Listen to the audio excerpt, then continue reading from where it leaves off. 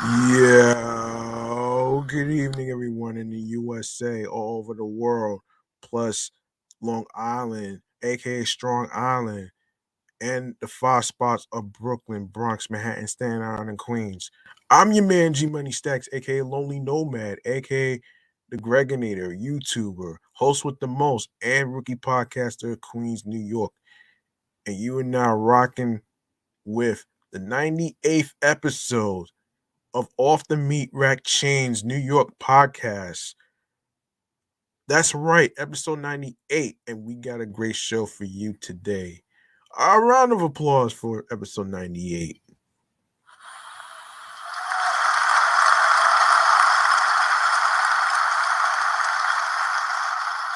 Now, for those of you who may or may not know, we are one episode away from number 100.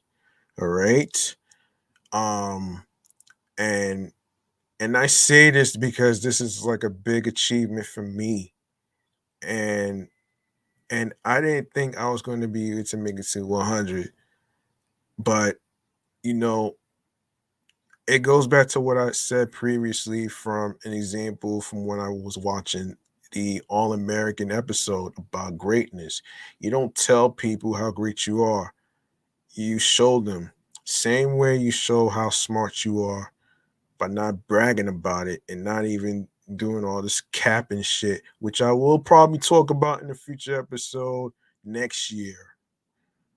But we're not talking about it in this episode right here. So, anyway, man, for those of you who are new listeners, new watchers in the YouTube Enclave universe, that don't know what's going on, we are live and direct on StreamYard, YouTube, and alongside of myself is my Instagram Live, which is the live recording of the show's page off the Meat Rack Change New York podcast. Of course, make sure you turn on your notifications on Instagram so you can see me in action.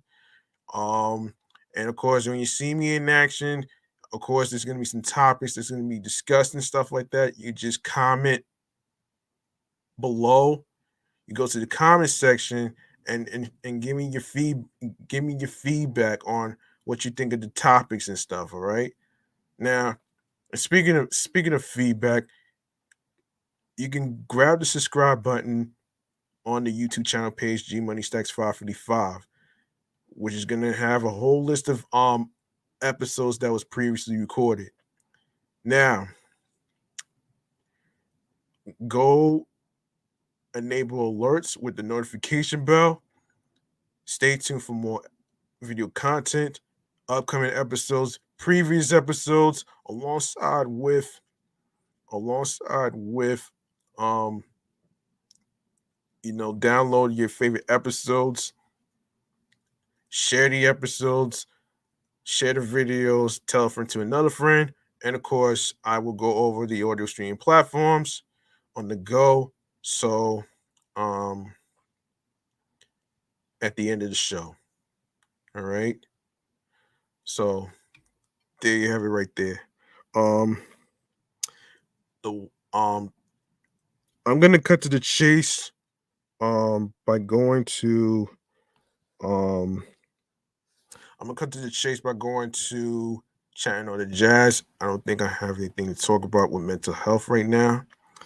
So this is chatting on the jazz right here, and you guys probably know what it is. This is basically about the not only the trending topics, but it's also about the the particular stories that don't get any recognition. And of course, this is a show that's unfiltered with the comedy entertainment aspect combined together, and it's basically based on various topics in entertainment news, music, real real life, and of course it includes sometimes a little bit of mental health and a little bit of mass transit and stuff. So um you know what I mean? So there you have it right there. So listen, um This caught my attention in this first topic, actually, and it has to do with a tornado that hit Kentucky very badly. That actually hit um people. So here we go with this. So here we go with this, though, man. Um, what the hell, man? What the hell? Hang on a second, folks.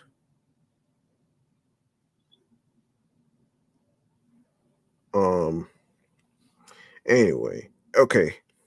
So in the days after a tornado tore a path of destruction through, hang on a minute, I don't know why this is popping up. Hold on, folks. I'm about to go to a different website. This New York Times shit is not working out. Sorry about that. This ain't working out. Um, shoot. It's not what I meant to do. Hold on, folks. I need to get that. Um, get that thing back. Hang on a minute. Um, yeah. Okay. Tornado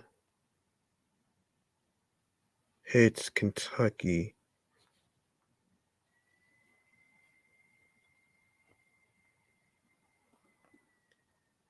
Okay, hold on.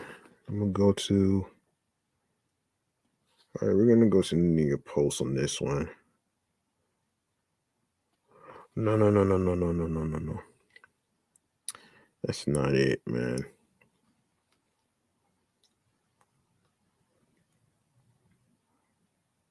So let's see. Okay. I don't know about all that, but what we're not gonna do. So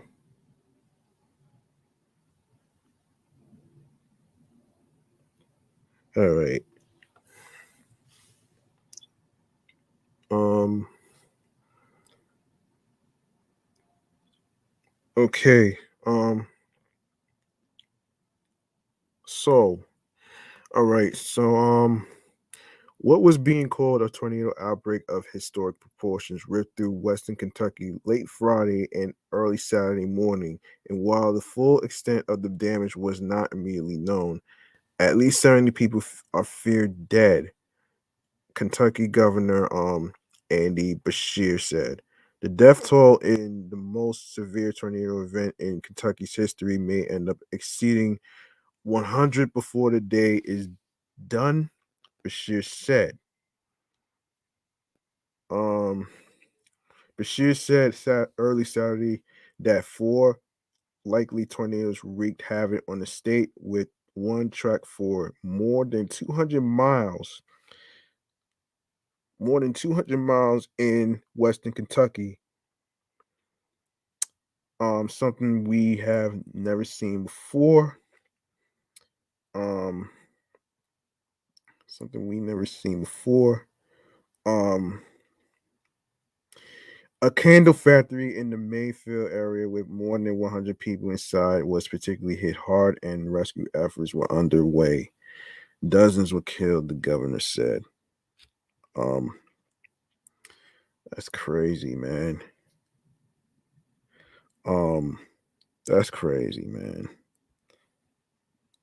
That's crazy. Of course, let me see.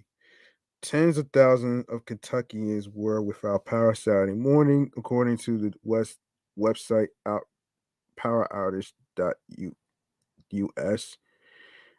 This is a storm that the likes of which we have never seen, Bashir said at a 5 a.m. news conference. He said four tornadoes had been reported, one of which traveled 227 miles. The tornadoes were part of a weather event that touched multiple states. Of course, In Arkansas, a tornado struck a nursing home, killing one person and trapping others inside, while the roof collapsed at an Amazon warehouse in southern Illinois, and the deaths of three people were caused by severe weather in Tennessee. A tornado that was thought to have started in Arkansas barreled through Mayfield as it entered Kentucky, then continued through Eddyville, Princeton, and Dawson Springs, said Lexington WKYT meteorologist Chris Bailey.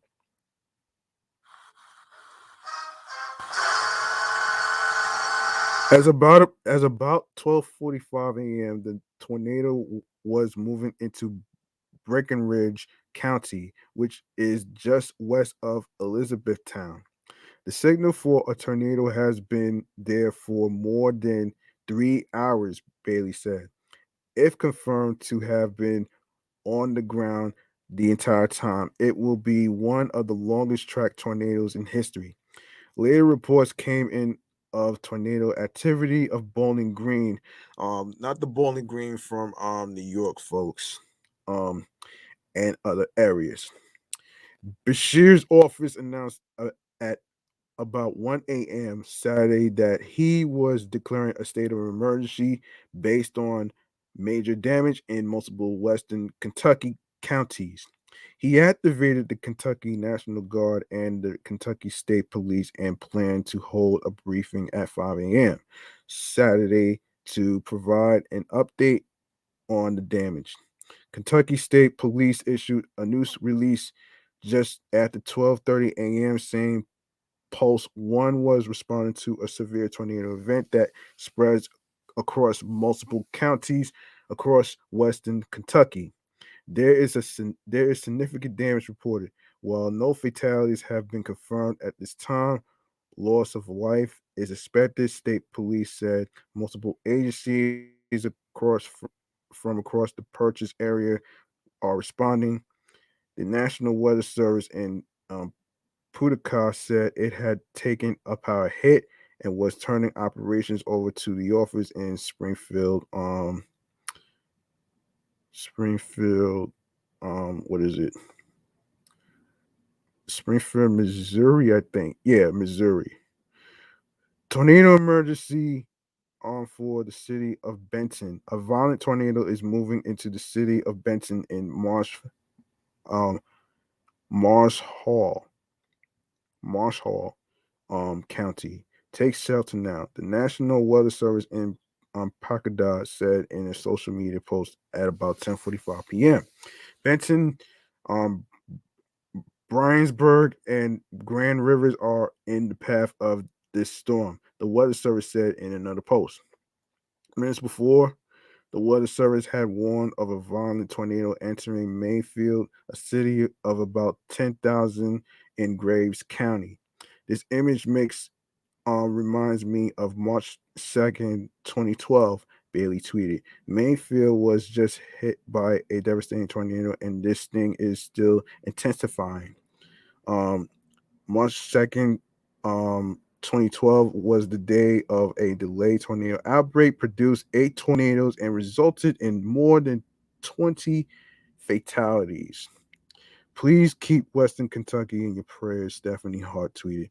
My in-laws' house is destroyed and I can't get to my house. Mayfield has been flattened and one of my employees lost everything she had tonight. This is the worst tornado I've lived through. God help us in this coming days. Wow. Okay, let's see how many hold on.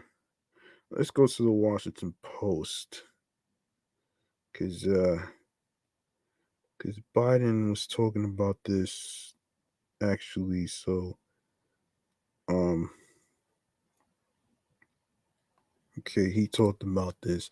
So, President Biden on Wednesday pledged that the federal government will help Kentucky with 100% of its costs related to the tornadoes for the first 30 days, marking another significant commitment to helping the state rebuild since they approved its emergency declaration.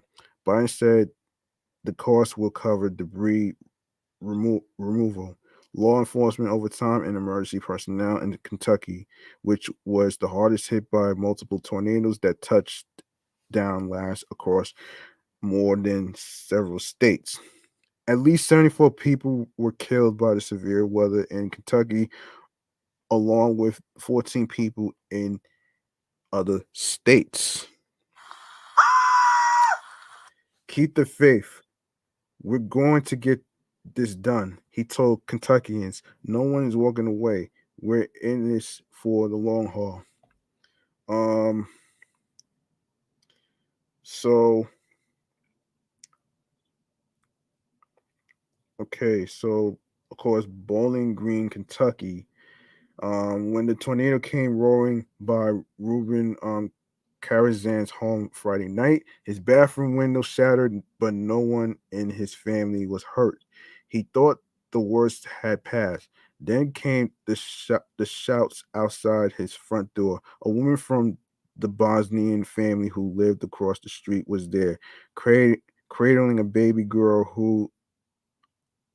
um a baby girl with a shard of glass lodged in the back of her skull.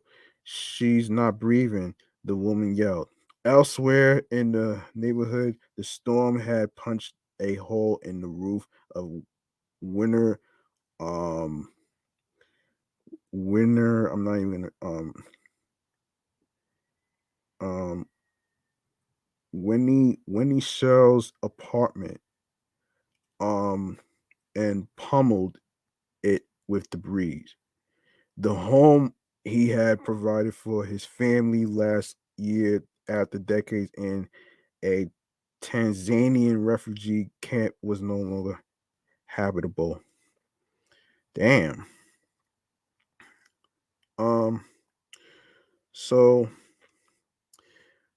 okay, dawn had barely broken over Western Kentucky on Saturday morning, fully revealing the jaw-dropping devastation from a cluster of tornadoes that tore across the Commonwealth and neighboring states when Senator Rand Paul wrote to President Biden and requested immediate federal assistance. Um, Paul asked Biden to move expeditiously to approve the appropriate resources for our state, citing the loss of life and severe property damage. Among the communities affected was Bowling Green, where at least 15 people died when twisters landed just miles from Paul's home. Dozens more lost their lives elsewhere in the state. The message did not go unheeded. Following the request from Paul and from the seven other members of the state's congressional delegation, Biden declared a federal disaster the next day, making Kentucky eligible for the full range of emergency government assistance. Um, well, that's crazy, man. And then there's more actually. Wow. So the National Weather Service has rated the devastating tornado that tore through Mayfield and a large swath of western Kentucky of EF4 on the 0 to 5 enhanced um Fu, Fu, um Fujita scale for tornado intensity. The twister carved a 128 path through western Kentucky, unleashing winds up to 190 miles per hour, just 10 miles per hour from top tier EF5 intensity. The storm rating is preliminary. Um, the Weather Service wrote and could be adjusted. The path length could be longer, up to about 250 miles, considering the storm also tracked through portions of northeastern Arkansas, um, southeastern Missouri, and northwestern Tennessee. But the Weather Service is still determining whether it was the same tornado that remain on the ground or a series of them. If the same twister was on the ground for 250 miles, it would be the longest path on record. Man, that's crazy. Yo, there's so many stories about this thing. I don't even want to continue with this thing. This thing. Um, Here's what I'll say about that one right there, man. You know, sorry for the losses in Kentucky that got hit by the tornadoes and stuff. I wish um even though families was lost, um I really I really hope that they could get through this. and and it's crazy how a woman with a child had a glass in the back of her in the back of the head. And that really kind of hit me. That's crazy, man. I heard of hurricanes that actually do a lot of damage, but these tornadoes right there are a lot worse than hurricanes, folks. So I think um I think the lesson here is, you know, um if you're gonna look for a place to buy a home or whatever, depending on what state it is, make sure it's not a flooded area, and make sure that it's not a tornado twisted area, because you never know what might happen. And of course, I hope that they have a way to um rebuild. It'll be a process to do it, and I hope that they'll be able to you know have insurance cover everything.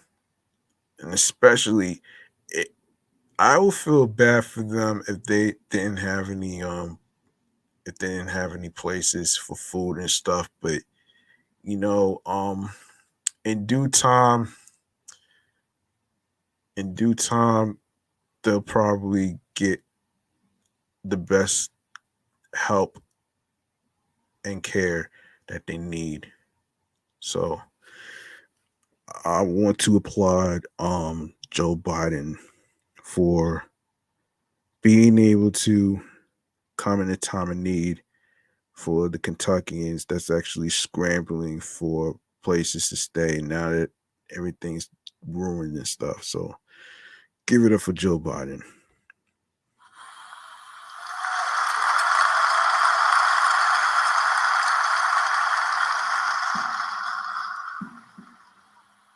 In other serious news, um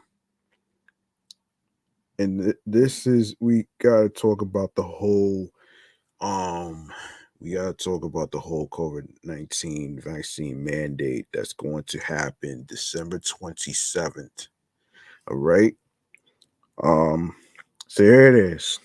So here's an article from um Nat Law Review. So here it is. Um on December 13th, 2021, New York City's Commissioner of the New York City Department of Health and Mental Hygiene, Dr. Dave A.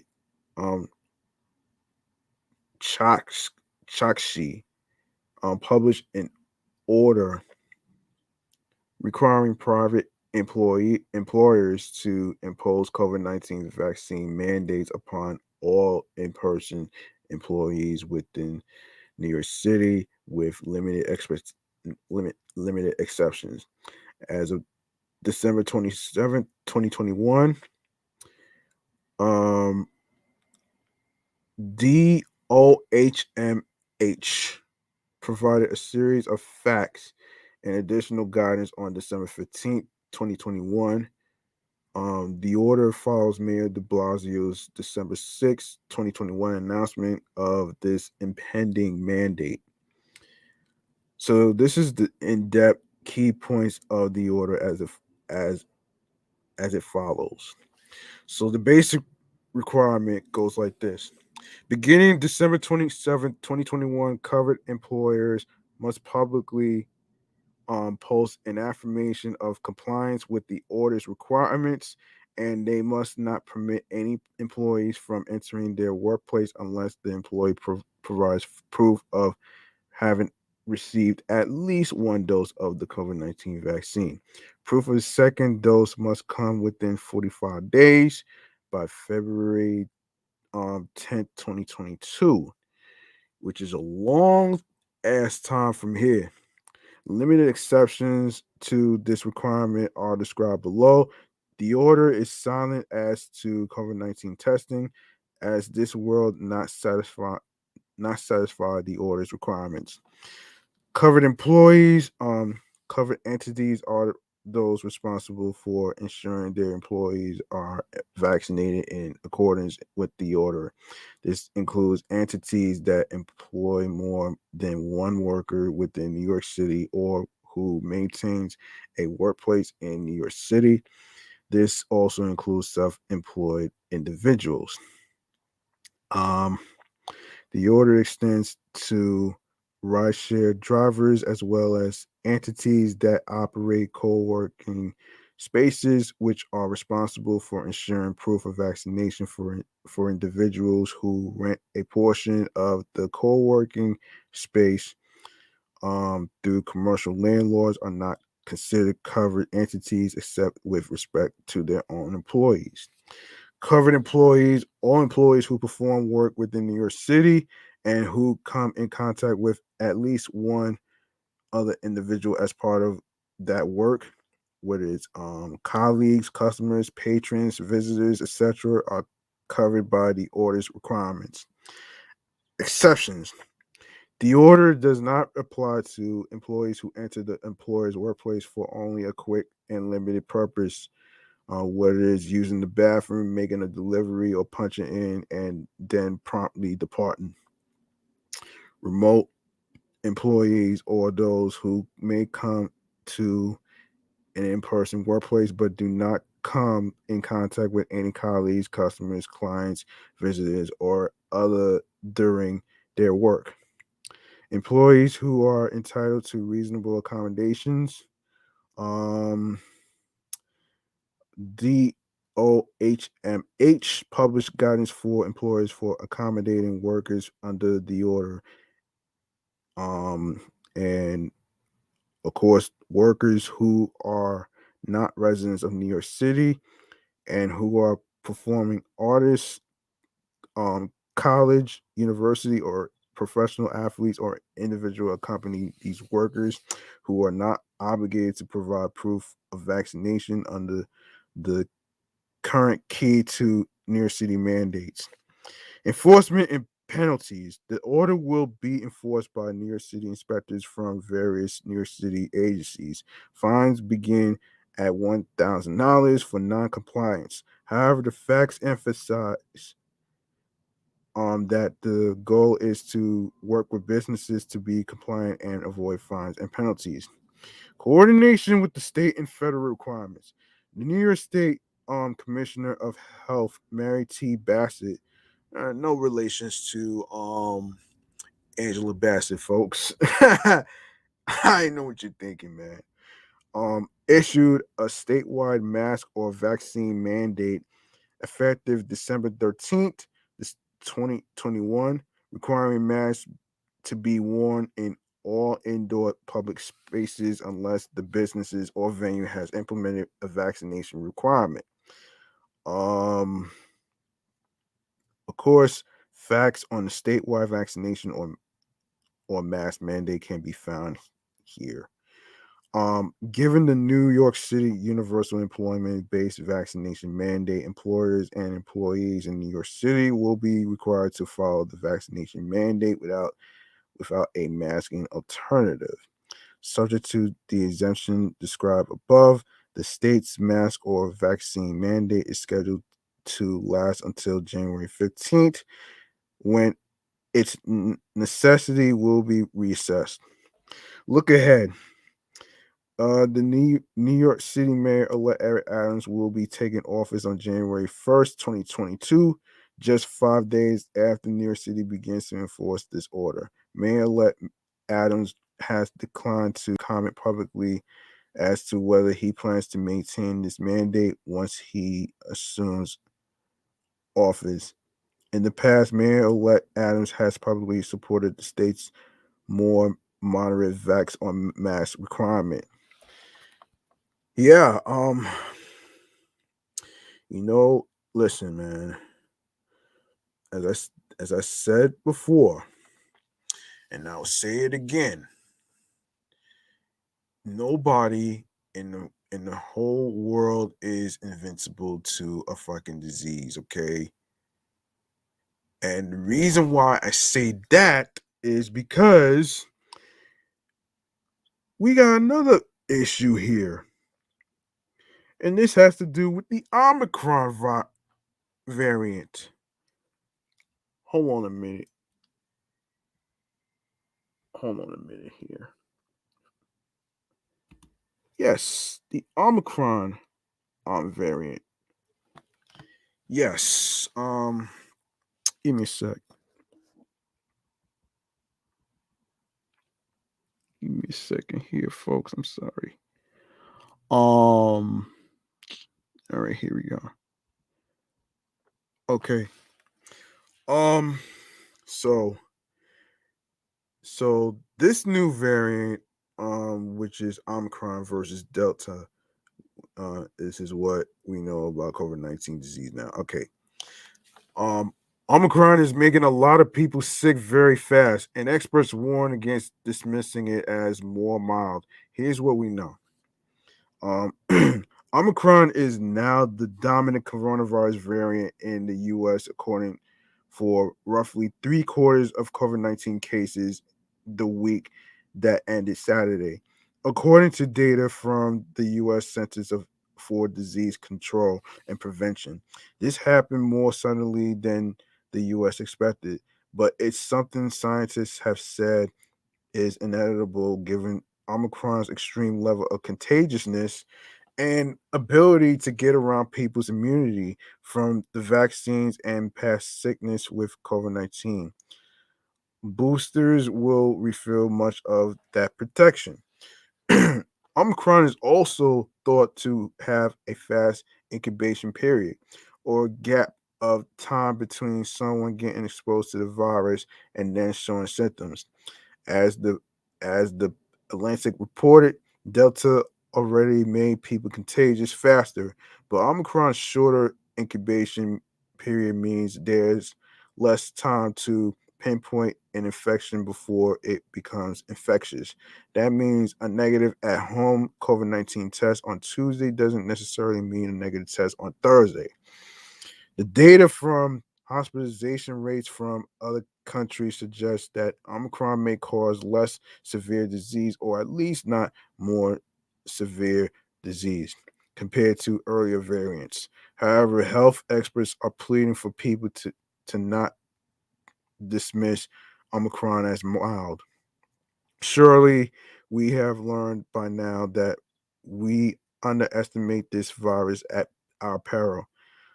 Tedros Adhanom, Director General of the World Health Organization, said during a December 14th briefing, even if Omicron does cause less severe disease, the sheer number of cases could once again overwhelm unprepared health systems. As the U.S.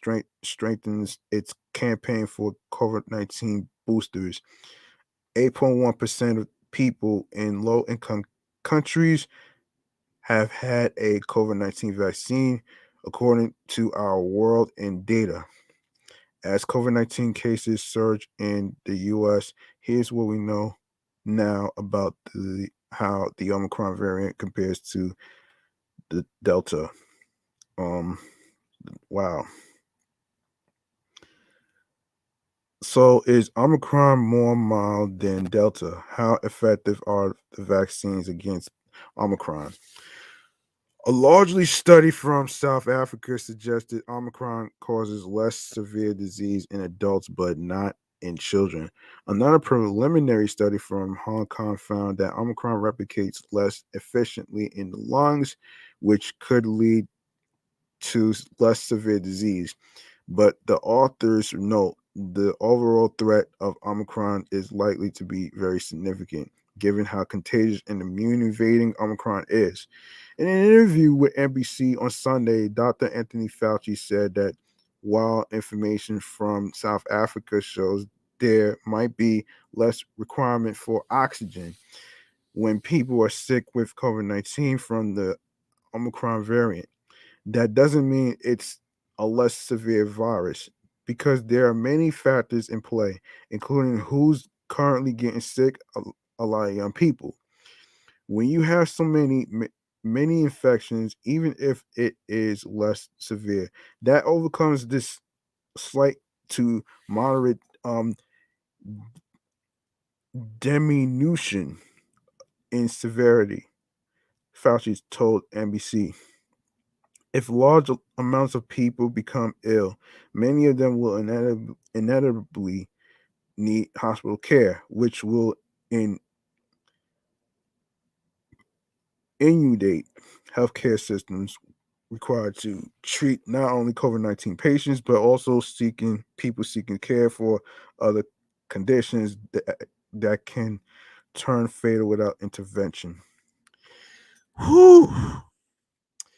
Delta diminished some vaccine protection against um, COVID 19 infection and protection from natural immunity because it mutated from the original virus. Omicron has reduced the vaccine effectiveness further, resulting in many breakthrough cases and COVID-19 reinfections. The lowered protection is also expected to spill over and decrease the effectiveness of existing treatments, including monoclonal antibodies.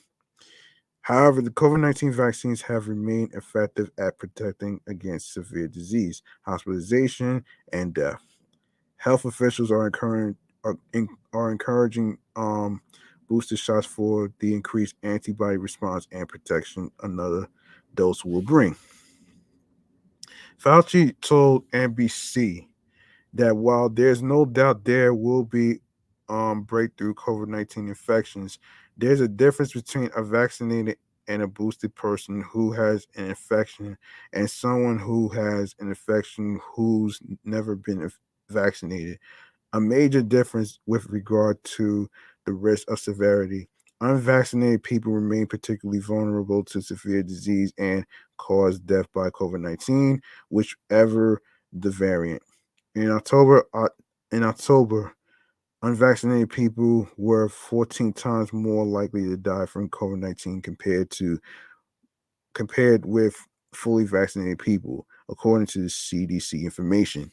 Some mutations in Omicron spike protein are similar to ones found in the Delta variant. According to the Republic of South Africa's Department of Health, as well as mutations found in the alpha, gamma, and beta variants, all classified as variants of concern by the WHO. Omicron has more mutations on its spike protein than the Delta variant does, but scientists are working to understand what that means. Um, what all those changes in the aggregate are going to do for the things that matter for this virus. We don't really know yet. Robert Gary, a virologist at Tulane University, told CNN in late November. What is a mutation or variant? The coronavirus enters our cells using its corona or layer of protein spikes, then makes copies of itself in our bodies, where inevitably there are some errors of mutations, as explained by Yale Medicine. Sometimes those mutations in the virus are harmless, but other times like in the case of the Delta and Omicron variants, they make it much easier for the virus to spread from person to person and affect more people. The more people who are unvaccinated or without immunity from COVID 19, the more opportunities there are for the coronavirus to spread and form concerning variants. I think what you're seeing is just the manifestation of what we've been talking about. Fauci told NBC in November. Why is it so important for people to get vaccinated and for those who are fully vaccinated to get boosted? Apart from vaccine hesitancy, many people in countries outside the US don't have access to a COVID 19 vaccine. According to our world in data, 7.3% of people in low income countries have received a dose of coronavirus vaccine. The emergence of the Omicron variant should be a wake up call to the world that vaccine inequality cannot be allowed to continue.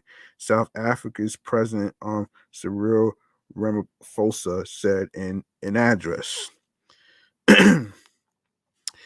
at a recent press briefing. White House COVID 19 response coordinator Jeff Zients said the U.S. has shipped 300 million COVID 19 vaccine doses out for donation, a milestone, he said. And the White House pledged to donate 1.2 billion doses of COVID 19 vaccine to other countries. What are the symptoms of Omicron versus Delta? Okay. In a December 10th report by the CDC, the details of 43 Omicron cases, some of the first in the U.S., were revealed. When it came to symptoms, most people, 89%, reported a cough, 65% were fatigued, and 59 of them were congested or had a runny nose. Only 8% of the 43 people reported losing their sense of smell or taste, which has affected many people with previous COVID 19 infections caused by other variants. 14% of the people in the report had COVID 19 previously. Dr. Angelique um, Coetzee, a South African doctor who helped discover Omicron, told the BBC in late November that so far, patients she's seen with an Omicron variant have extremely mild cases of COVID 19. Those symptoms include fatigue, headache, and a scratchy throat. She said, not the telltale loss of smell or a cough associated with earlier COVID 19 infections. However, um, the Delta variant may have slightly changed the way COVID 19 presents. Cough and loss of smell are also less common symptoms of COVID 19 caused by the Delta variant compared with earlier variants, per the Baton Rouge General, a Mayo Clinic network. Cold symptoms like a headache and runny nose are now more common symptoms of COVID 19. According to the UK's Zoe COVID study. Um, how do you test for Omicron? A COVID 19 test won't tell you much. Excuse me. It won't tell you which variant you have. In order for scientists to determine whether it's Omicron or another coronavirus variant, the CDC uses genomic sequencing. According to Walensky, the CDC director, the U.S. is now testing 80,000 positive COVID 19 samples per week, about 1 in 7 positive tests, up from 8,000 per week earlier this year. Fortunately, the Omicron variant is easily detected through PCR tests, according to Fauci, which can then be confirmed through labs that use genomic sequencing. Damn, man. Children and babies can get monoclonal antibodies. What to know about the COVID-19 treatment? Scientists seem to still need to determine the effectiveness of monoclonal antibody treatments with the Omicron variant. Okay. Monoclonal antibody therapy is a COVID 19 treatment for people who are at risk for severe disease or death. In early December, the U.S. Food and Drug Administration authorized a monoclonal antibody treatment for at risk children at age 11 and younger, including newborns after they test positive for COVID 19 or have a confirmed exposure to someone with COVID 19. The therapy made by Eli Lilly is the same one that's been authorized for at risk people aged 12 and up after they test positive for COVID 19. The antibodies are also authorized for the same group if they have a confirmed exposure to COVID 19 and are either unvaccinated or can't mount an immune response to the coronavirus vaccines, people who are immunocompromised. Wow. Other antibody therapies produced by um, GlaxoSmithKline and Regeneron also have emergency use authorization as of early December, according to the U.S. Centers for Disease Control and Prevention.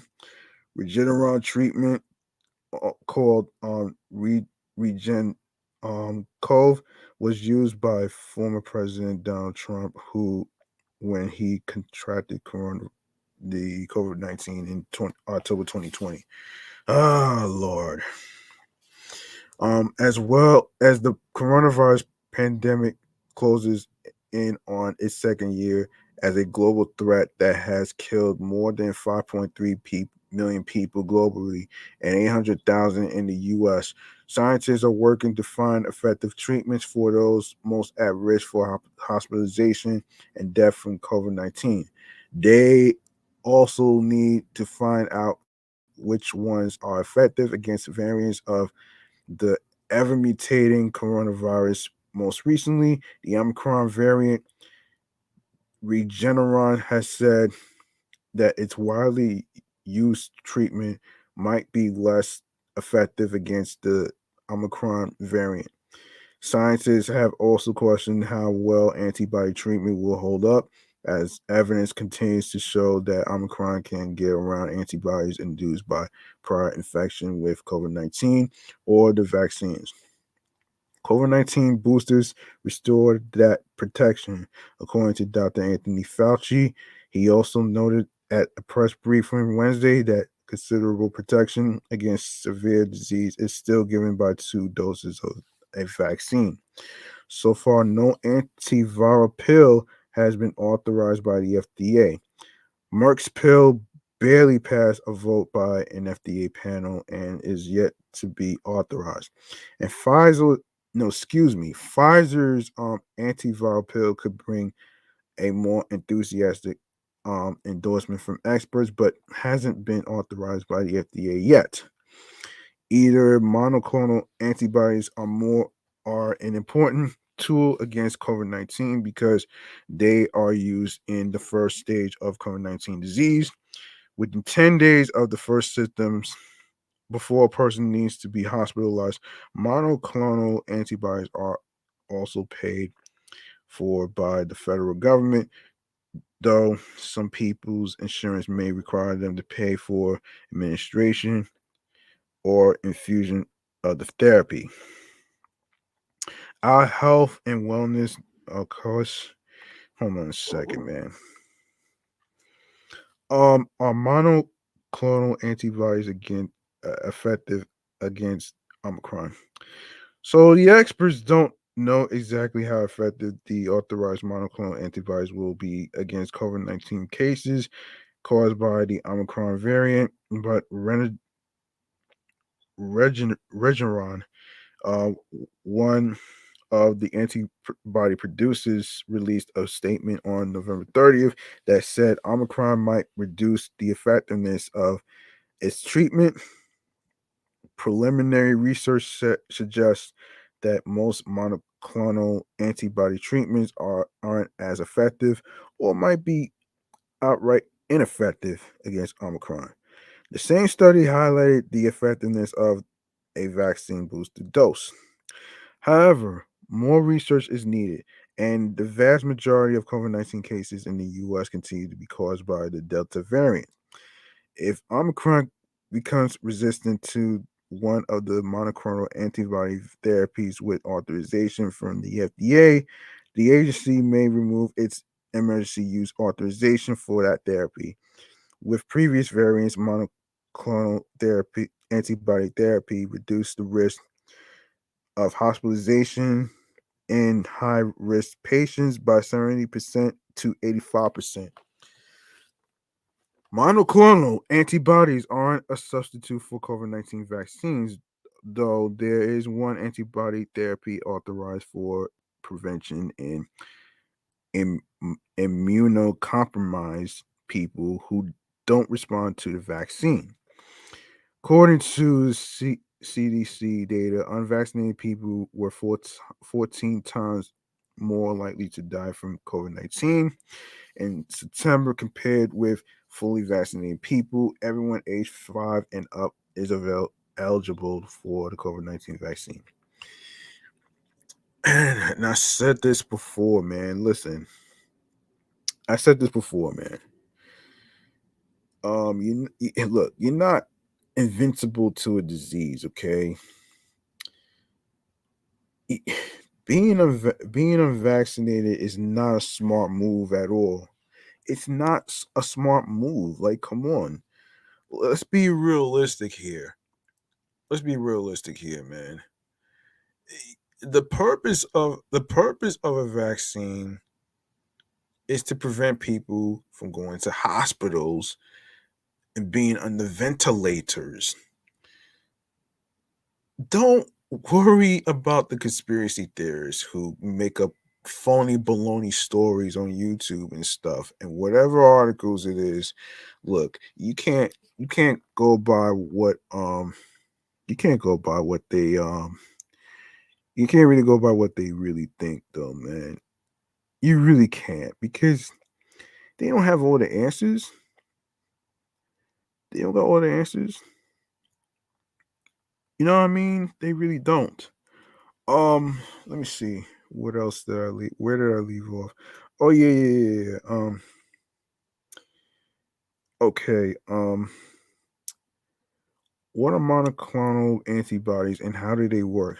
So monoclonal antibodies are lab-made antibodies that work by binding to bacteria, cancer cells, or viruses the way natural antibodies do, stopping them from infecting more cells.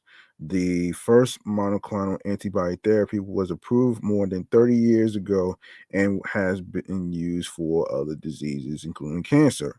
Monoclonal antibody treatments for COVID 19 are used before a person gets really sick, usually within 10 days of the first symptom to prevent hospitalization. The antibodies can't be used in someone who is already hospitalized and being treated with supplemental oxygen. Um, for example, the treatment is also only authorized for people who are at risk of getting extremely sick, including newborn babies and children who have diabetes, asthma, obesity, or one of the many health conditions that make a person more susceptible to severe COVID 19 disease. Older adults age 65 and older are eligible, as well as many other adults with underlying health conditions. Monoclonal monoclonal antibody therapy is also authorized for people age 12 and up. If an at risk person is exposed to COVID 19, but the definition of at risk in this instance, per the FDA, is a little narrower and reserved for people who are at risk because of a medical condition and unvaccinated or not fully protected by the COVID-19 vaccines because of an immunocompromising condition. Okay, who's eligible? Many adults and children who test positive for COVID-19 would be eligible for monoclonal antibodies in its fact sheet for Eli Lilly's treatment. The FDA lists certain groups at high risk for severe COVID-19, including babies less than 1 year old, adult, older adults age 65 and up, pregnant people, and adults and children with many health conditions, including diabetes, obesity, lung disease, kidney disease, and more. The FDA also refers to the CDC list of people with certain medical conditions for providers and patients to consider, which is an even more extensive list. In short, if you're sick or have been exposed to COVID-19 and think you may qualify for monoclonal antibodies because of your underlying condition, health condition, it's likely you do. If you are uncertain, call your healthcare provider. Hold on, folks, as I actually try to get a drink. Hold on a minute.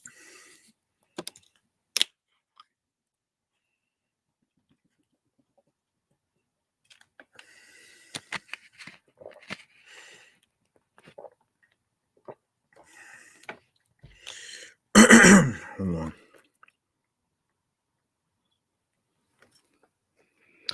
All right. Let me see how much time I have on here. All right. I need to get to the other topics as well. I'm sorry that I've been on this shit for so long. Um, yeah. So okay? So I was okay. Here it is. Yeah. Yeah. Why are kids and babies eligible? In general, children are much less likely to experience severe COVID-19 disease than adults are, and most children will fully recover at home. The FDA's authorization of monoclonal antibodies for at risk children opens the door for the treatment for kids who might have an underlying condition that makes them more susceptible to severe illness, including common conditions like diabetes, obesity, or moderate to severe asthma. Now, all patients at high risk of severe COVID-19, including children and newborn babies, have an option for treatment and exposure prevention. Dr. Patrizia Cavazzoni, director of the FDA's Center of Drug Evaluation and Research, said in an FDA news release. Children under 1 year of age who are exposed to the virus that causes COVID-19 may be at particularly high risk for severe COVID-19, and this authorization addresses the medical needs of this vulnerable population. All kids ages 5 and older are eligible for Pfizer's COVID-19 vaccine, which is a smaller dose than the company's vaccine for people age 12 and up. Pregnant people and their newborns are at a higher risk of COVID-19 complications. Um, how how do I access treatment? Is it free? Monoclonal antibodies are most commonly given through infusion or IV. So it's not a prescription you can pick up at a pharmacy. To find treatment near you, you can call the Combat COVID Monoclonal Antibodies call center at 1-877-332-6585 or your primary care doctor. The most widely used antibody therapies are free but you may need to pay for the administration fee if it isn't covered through your insurance.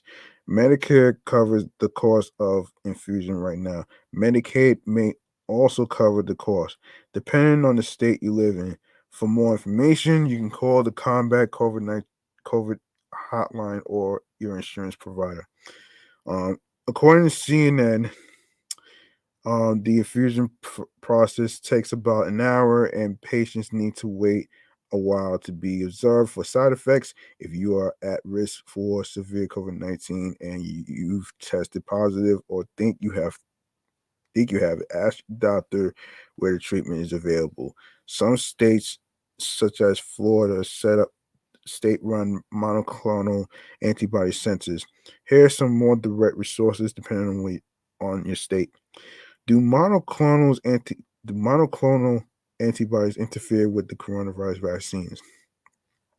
If you were treated with monoclonal antibodies and you haven't been vaccinated yet, you should wait 90 days after your treatment to make an appointment, according to the CDC. If you were given antibodies as a precaution because you were exposed to COVID-19, you should wait at least 30 days to be vaccinated.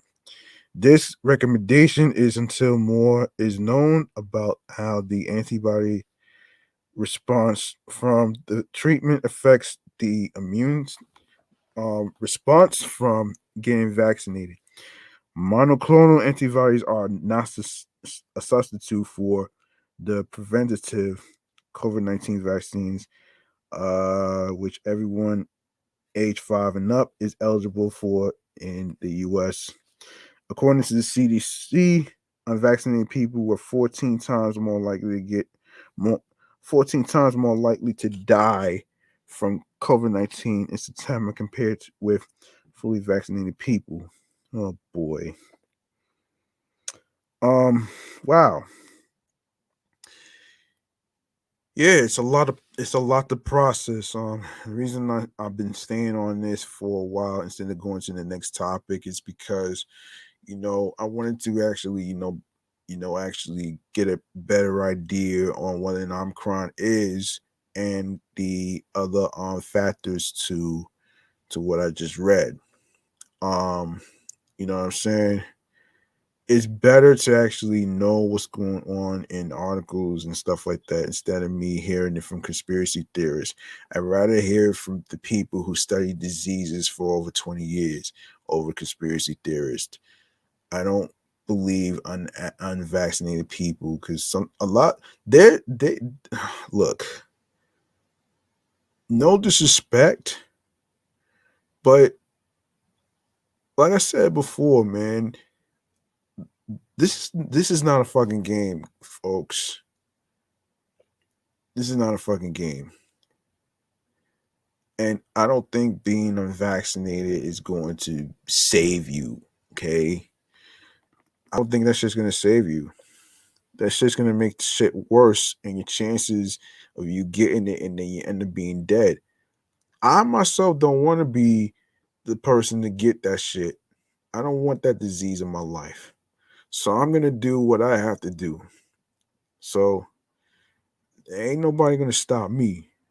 I'm doing it myself on my own. So, you know what I mean? And if I can do it, so can you.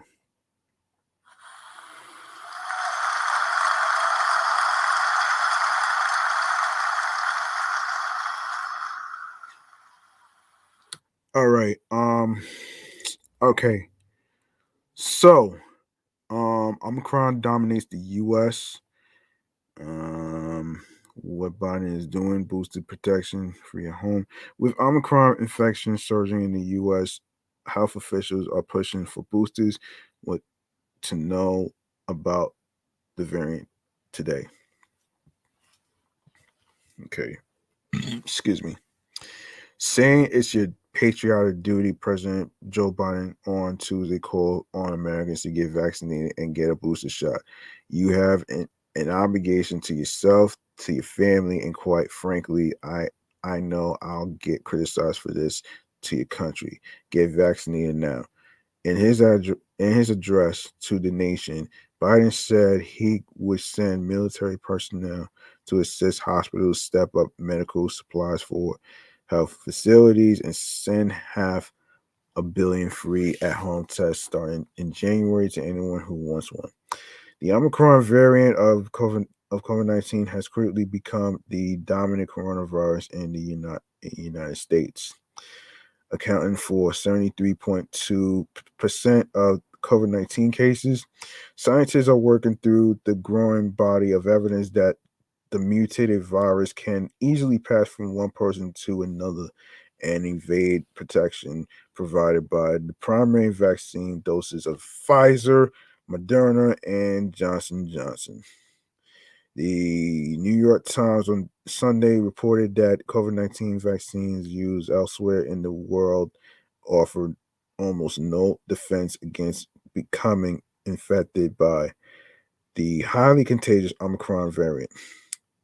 Only the Pfizer, BioNTech, and Moderna RNA vaccines appear to be effective in guarding against Omicron, and those vaccinated with Pfizer and Moderna shots need a booster to protect against infections and serious illness. So far, the COVID 19 vaccines authorized in the US, especially the Moderna and Pfizer vaccines, have proven to be highly effective in preventing hospitalizations and death, with people who are unvaccinated being over 10 times more likely to be hospitalized if infected. See, vaccines don't kill people, it saves people. You know what I'm saying? Like, don't believe the hype, folks. Um, anyway, um, yeah, where was I? Oh, yeah. Um, Yeah, and those vaccinated with Pfizer and Moderna shots need a booster to protect the. Yeah, I read that part. So far, the COVID-19 vaccines authorized in the U.S., especially the Moderna and Pfizer vaccines, have proven to be highly effective in preventing hospitalizations and death, with people who are unvaccinated being over 10 times more likely to be hospitalized if infected.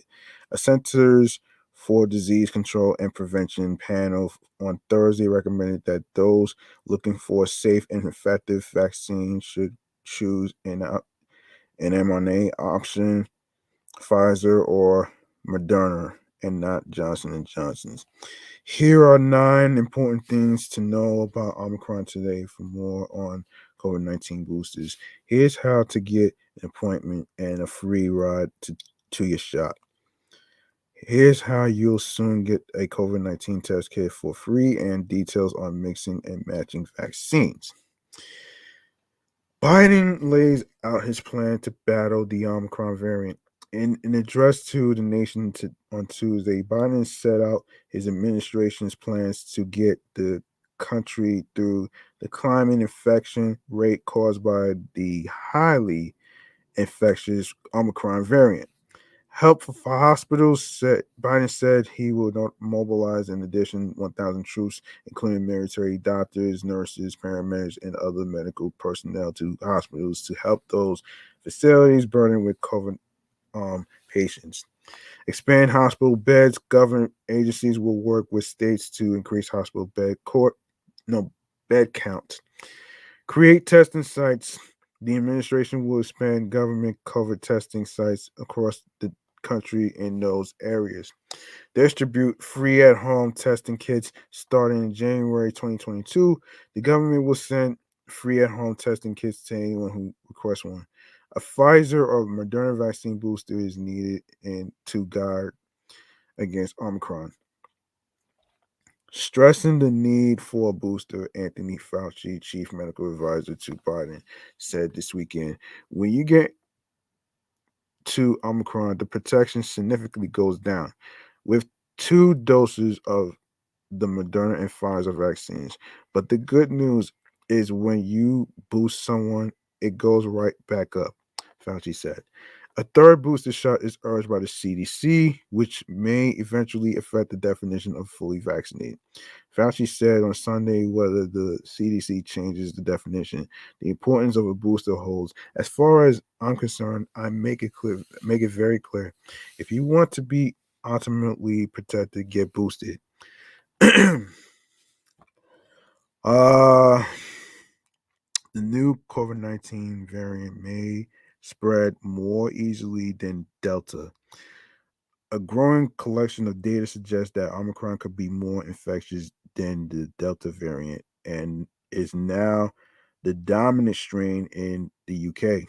The World Health Organization said the variant has been reported in 89 countries and the number of cases in doubling in 1.5 to 3 days, including including in countries with high levels of immunity.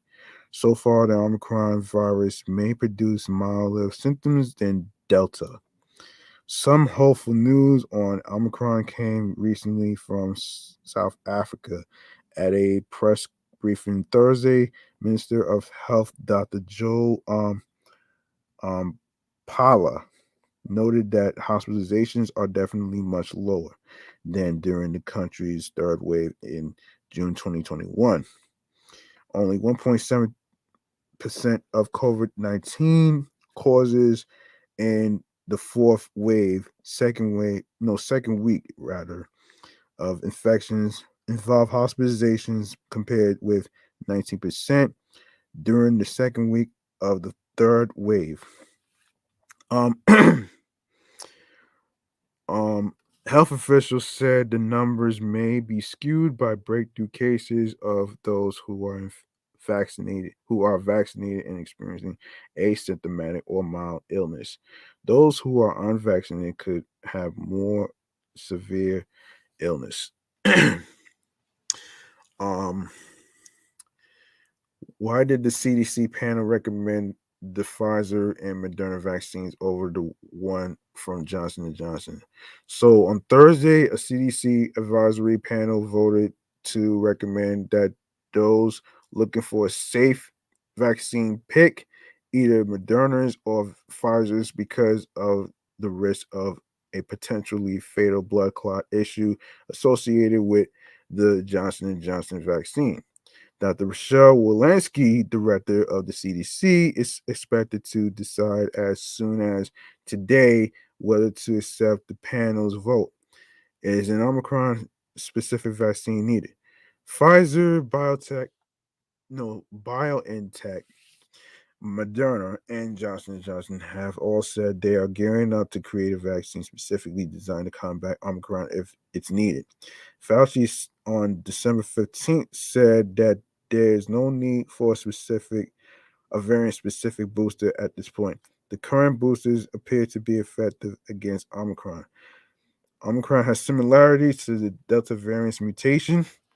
COVID latches onto cells using a spike protein in its structure. Omicron has more mutations than the Delta variant, which is considered at least twice as contagious as the previous strains. Oh my gosh. Um, while it isn't clear yet whether Omicron is more or less contagious than Delta, the presence of those mutations is one cause of concern. Um, that may be one reason numerous have banned from travel from some countries in southern Africa and increased travel restrictions to include a negative COVID-19 test 24 hours before travel, regardless of vaccination status. Oh boy. COVID PCR test can identify the um, Omicron variant. Most PCR tests to identify the presence of COVID 19 in the body are free. Um, COVID 19 tests for international travel are the main exception. So it's good news that the existing nasal swab test has been found to detect the Omicron variant. A blood test or other procedure is so far unnecessary. Fortunately for us, the PCRs that we mostly use would pick up this very unusual variant that has a real large constellation of mutations, Fauci said in a November 29th press briefing. Booster shots and vaccines are urged to help prevent Omicron's spread. On December 2nd, Biden announced a plan to help protect the U.S. against the Omicron variant this winter. It includes outreach programs to contact people who are eligible to receive booster shots, making at home COVID 19 tests if free for everyone. Tighter travel restrictions that require a negative COVID 19 test 24 hours before departure. Paid time off for federal workers to get booster shots. Securing antiviral pills as a treatment for people who become infected with COVID 19. These are recommended but not yet um, FDA approved. Sending 200 million more doses of the COVID 19 vaccine to international countries in the next 100 days. 280 million have already been sent. For additional COVID 19 guidance, here's what to know about new travel restrictions, how to store your vaccine card on your phone, and what to do if you lose your vaccine card. All right. Omicron is suddenly responsible for 73 of new COVID cases in the U.S. Omicron is now the dominant variant in the U.S., surpassing Delta, according to CDC data. Oh boy.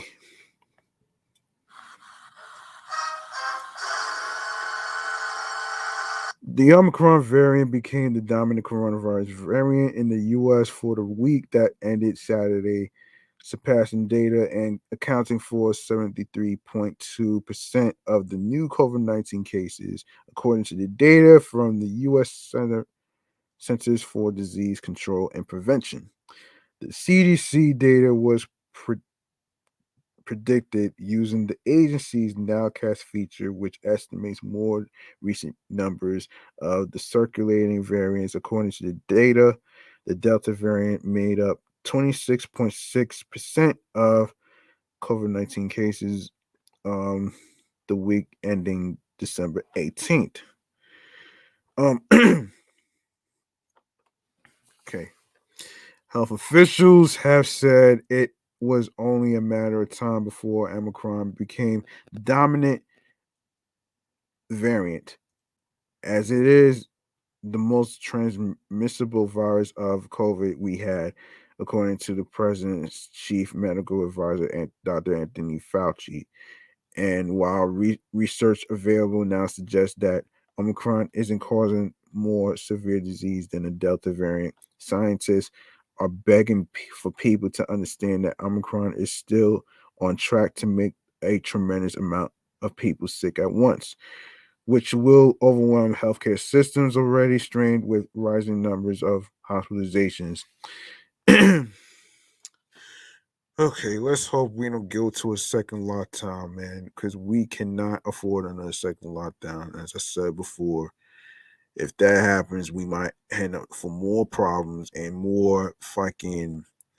um, more fucking economic tsunamis.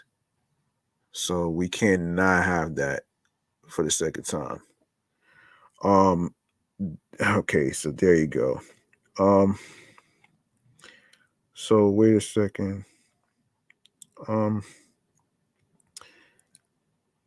Yeah, let me see. What did I leave? Oh. So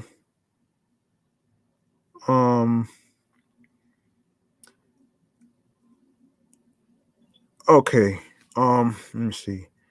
Health officials have said it was only a matter of time before Omicron became the dominant variant, as it is the most transmissible virus of COVID we've had, according to the president's chief medical advisor, Dr. Anthony Fauci. And while research available now suggests that Omicron isn't causing more severe disease than the Delta variant, Yes, I did read that part. Yes. Wait, hold on. Isn't causing more severe disease than the Delta variant. Scientists are begging for people to understand that Omicron is still on track to make a tremendous amount of people sick at once, which will overwhelm healthcare systems already strained with rising numbers of hospitalizations. In response to the new variant's ability to evade people's immunity from past COVID 19 infections and the immunity given through the COVID 19 vaccines, health officials have turned up the volume on their call for all fully vaccinated people age 16 and up to get a COVID 19 booster shot of either Pfizer or Moderna. Because Omicron is more likely to cause breakthrough infections, boosters doses will rebuild protections, they say. Unvaccinated people, unfortunately, remain particularly vulnerable to severe disease and death from COVID 19. In October, unvaccinated people were 14 times more likely to die from COVID 19 more than fully vaccinated people, according to the CDC.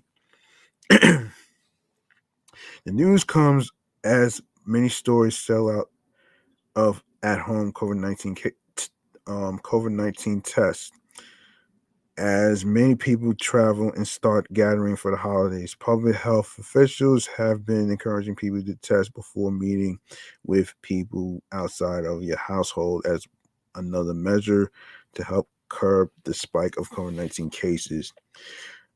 Okay, so Moderna booster update today. How effective is it against Omicron? Here's the latest. As Omicron variant spreads across the U.S., Moderna on Monday said its COVID vaccine booster can raise Omicron antibody levels. Um, so Moderna said early lab trials show its booster can raise antibody levels 37-fold and should provide good protection against the Omicron variant. Stephen Hodge, um, Moderna's president, said during a conference call on Monday. Hodge said preliminary data suggests protection by Moderna booster against Omicron is reassuring and comfortability above the level of a breakthrough risk. Now, um, listen, let me see. You guys are more than welcome to actually look up the article yourself. Um, and the article is www.cnet.com/health medical Omicron dominant variant. All right. Um, I'm going to leave that to you guys so you could just look that up for yourself. All right. Let's see. What else can I actually what else can we talk about here, man? I know there's some other serious shit to talk about too. Oh, wait a minute here. Wait a minute here. Bradley Cooper. Um um let's see. All right, so let's see. Last month. Okay, so let's see. Actor Bradley Cooper, a Hollywood A-lister better known for roles in romantic comedies than action movies, says he knocked a knife from a young suspect who attempted to attack him inside a subway station in New York City. Speaking during the Armchair Expert podcast, Cooper said the alleged assault occurred in October 2019 on a subway platform when he was confronted by a stranger from behind. He did not specify which subway station. Cooper was wearing headphones and sunglasses at the time and was unaware of his surroundings. Jumped over the turnstile, hid around the white tile foyer entrance to the subway, took my phone out, said Cooper. He jumped over, running away. I took a photo of him, and then I chased him up the stairs. He started running up 7th Avenue. I took two more photos of him. I ran down to police officers in an SUV, showed them the photo. Um, the officers asked him if he was stabbed and insisted he check. What happens is that people get stabbed and they are in shock, said Cooper to host Dax Shepard. The knife was approximately 2 to 3 inches long and looked vintage. The NYPD said Cooper never filed a police report. And then I got back on the subway and picked up my daughter at Cooper. Well, yeah, this is crazy, man. Um, hopefully this hopefully this doesn't happen again. Hopefully, hopefully he'll be all right. Hopefully he'll be all right. Of course, with his movie Nightmare Alley that's out right now. Um, um, he'll he'll be okay. We'll see. Um, anyway, speaking of being okay, I like to. All right. Oh, okay. Oh, last month I didn't get a chance to talk about Chris Rock, man. You know what I'm saying? So Chris Rock slams anti-vaxxers, you dumb motherfucker. Okay. So Chris Rock's making it clear where he stands in the vax anti-vax debate by taking a big swipe at Kyrie Irving, and he did it in a prime location. Chris was on stage Wednesday night in Brooklyn along with a bunch of bands and comedians performing at an NFT week event when he hyped up the crowd by calling out anti-vaxxers. Yeah, you should be calling out anti-mandates too. He eased into it with a joke about wearing face masks at concerts and then simply asked, where's my anti-vaxxers at? Oddly, the the question actually drew some cheers. New York City requires vaccinations to attend shows like this, and then Rock hit him with "You dumb Kyrie motherfucker." Chris was just a few miles away from Barclays Center, where Kyrie will not be playing this season for his Brooklyn Nets, but his joke still scoring laughs from the hometown crowd. Remember, Chris is from Brooklyn, but he's still a diehard Knicks fan. Um, so Lil Baby, Questlove, Aziz, and Sorry and Rich the Kid were some of the other performers. And after Chris Rock took his shot at Kyrie Irving, he introduced the Strokes. Oh, before getting off the stage, he also dropped a Johnson and Johnson vaccine joke. Funny stuff, unless of course you got the J&J shot. Yeah, yeah, it's crazy, man. Yeah, it is pretty crazy. And yeah, it's been a video about how people were storming the Barclays Center over Kyrie Irving bitch ass. Um and which they should, because well, I don't know, man. I don't know about that. I can't really condone the fucking storming of the Barclays Center and shit, man, which is kind of like the same trick of what happened with January 6th. So anyway, that's enough about that though, man. Anyway, man. Let's go to, of course, Mack Wilds. All right. So Mack Wilds returns with first single in 4 years, Simple Things. Mack Wilds has returned with his first single in 4 years. The new release, Simple Things, is dropped via the 99 the 95% platoon.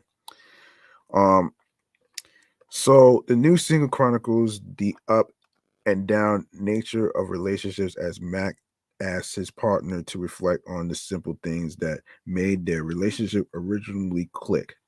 The new single is produced by Anwar Sawyer, um, Audrey Nuna, and creates a cuffing season anthem that highlights amplifying the simple things in life.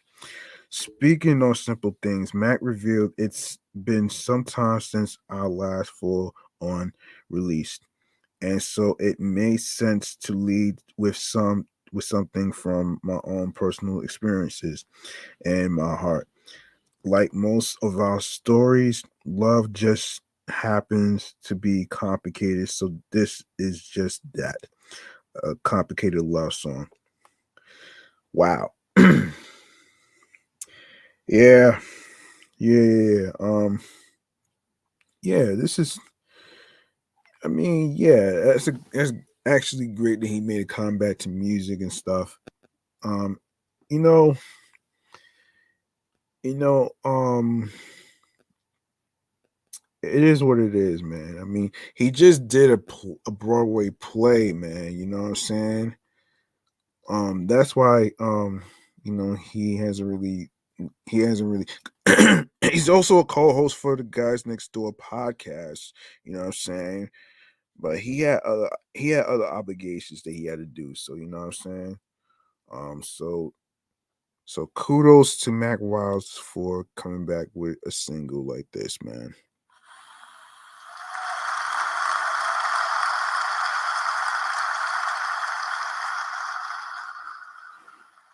And speaking of which, um, I've been waiting to do this story. So this story has to do with the Thanksgiving fails. Okay? And I need to get a chance to cover this. So let's get into this. Okay, so without fail, one thing we can count on year after year is that Thanksgiving Day will be full of cooking fails across various households, whether it is first time turkey makers or veterans themselves who make the slip ups. It happens to basically everyone at least one point in their life. Admittedly, these kinds of fails might be a bit of a reoccurring incident for some more than others. In the past, however, these fails were merely shared as an anecdote over dinner or in passing to a friend. But now, ladies and gentlemen, we have TikTok, meaning we get to enjoy a laugh over others' kitchen mistakes. And hey, we don't judge. I mean, how could we? If it hasn't happened to you already, you are more than likely to endure a brutally burnt turkey or raw pumpkin pie sometime in the future. Oh shit. At the end of the day, the food we serve is hardly the most important thing about the holiday, but instead the memories we make alongside our beloved family and friends. Wow. Hold on, before I even get into the craziness, man, mm, give me a moment. Stay with me.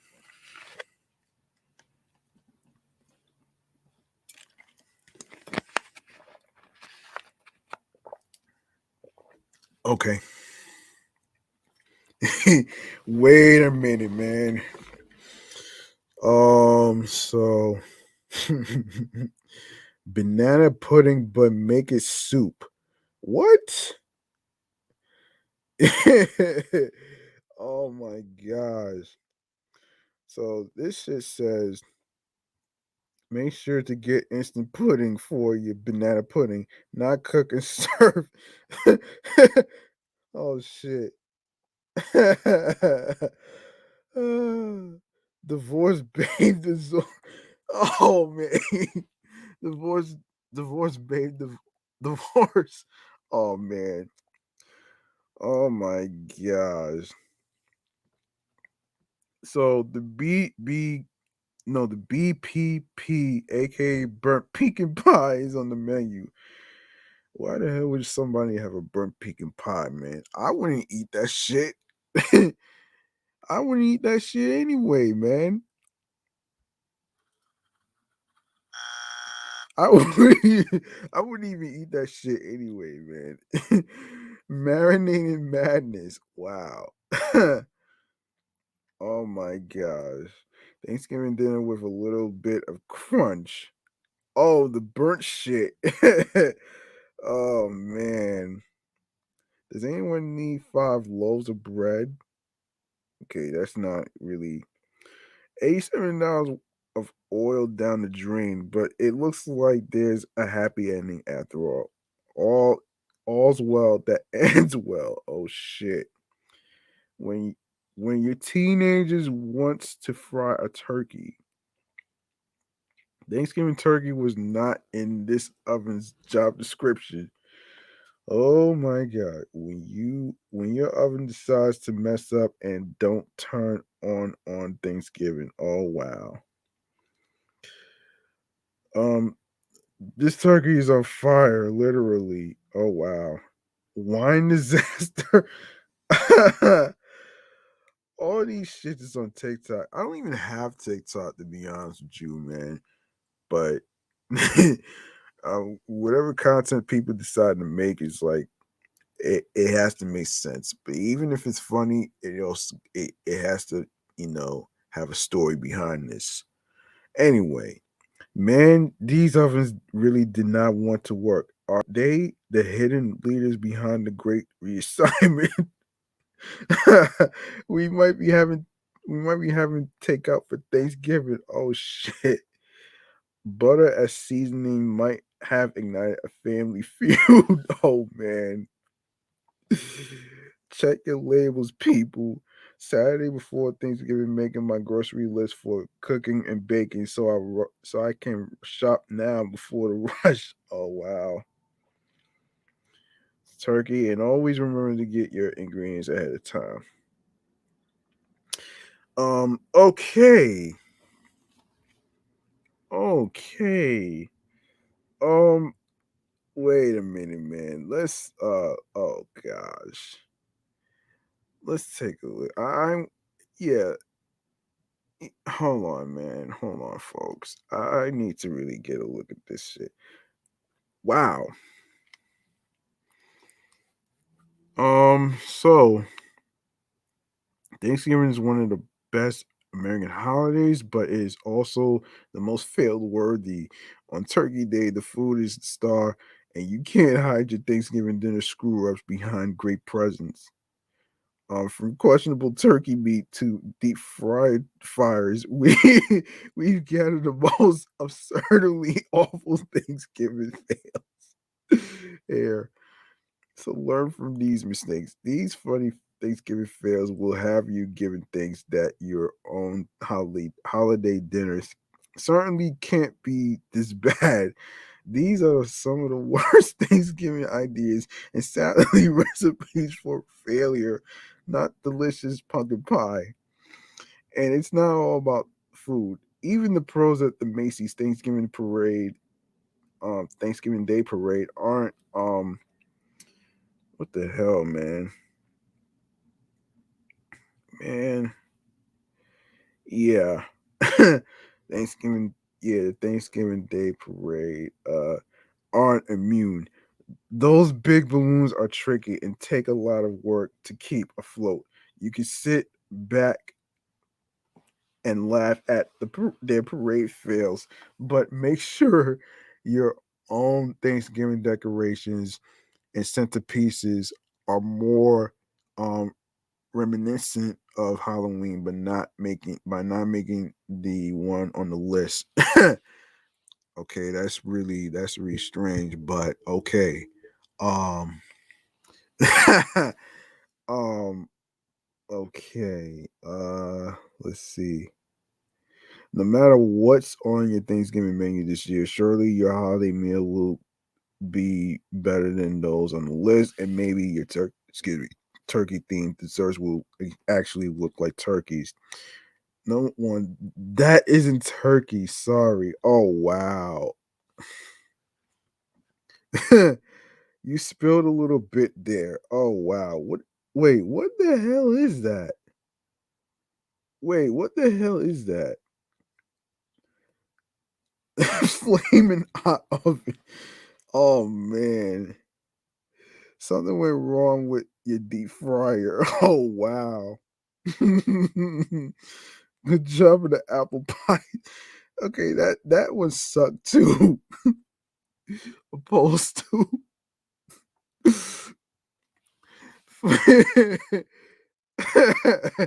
maybe find a different centerpiece. Oh shit. Um, a coolest book of decorations. Oh shit. Foiled turkey is watching you marinate. Oh wow. That's not how punctuations works. We will close on November 24th, November 20, blah blah blah. Please don't do that. Oh wow. It was a slow demise. Okay, apple turkeys are tricky. Wait. Why the hell would you put an apple on a turkey? That's the most stupidest idea that I ever heard compared to the damn fucking movie Licorice Pizza. You can't put licorice on a fucking pizza, man. I don't care I don't care how crazy good of an idea it is, which is not a good idea after all. And she's pretty. It's a turkey hooker. Oh wow.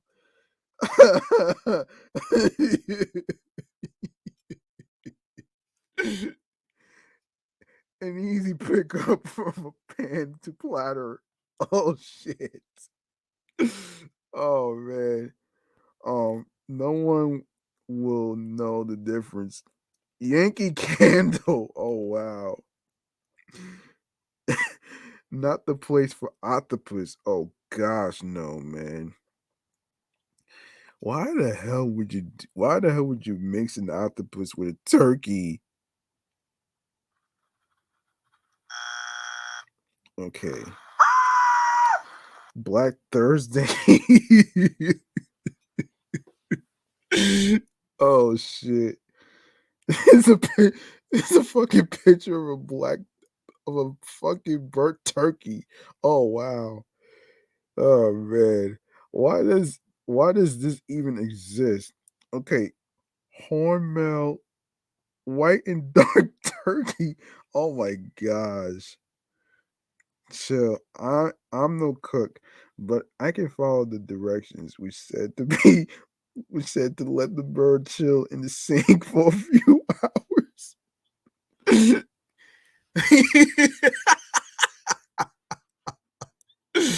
Oh shit, that's so fucking crazy.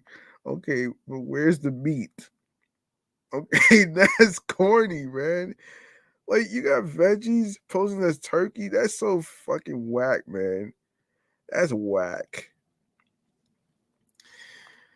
Oh my gosh, that is so whack, man. I'm sorry, but you can't tell me that this is just okay. This is not okay, man. This is not okay at all, folks. Like, why the hell would you even do that? Why? And this is even more stupider than this is more stupider when I actually talked about the fucking the fucking um Oreo soup, which is which I can't understand that shit though, man. Oh my gosh, man. Oh man. Oh my goodness. Yo, when I tell you about this when I tell you about this oatmeal, no, not the oatmeal soup, the Oreo soup. This is so fucking ridiculous, man. I'm sorry, but this is so fucking ridiculous right there, man. And I'm not recommending anybody do this though, man. And I actually talked about this previously, so I'm not even gonna go into that one right there. And speaking of which, we are going to go over the 13 best new songs. All right. That was something. That was really something else, man. So the 13 best songs from last week. Okay, week in and week out, there are plenty of brand new rap songs no matter the time of year. It can be really difficult to stay aware of what's out and also what's hot. So Double XL decided to make things much easier for you. Instead of sorting out nearly everything that released this week, we've narrowed it down to strictly the best of the week, saving you plenty of time. Hang on a second. Stay with me as I take a drink.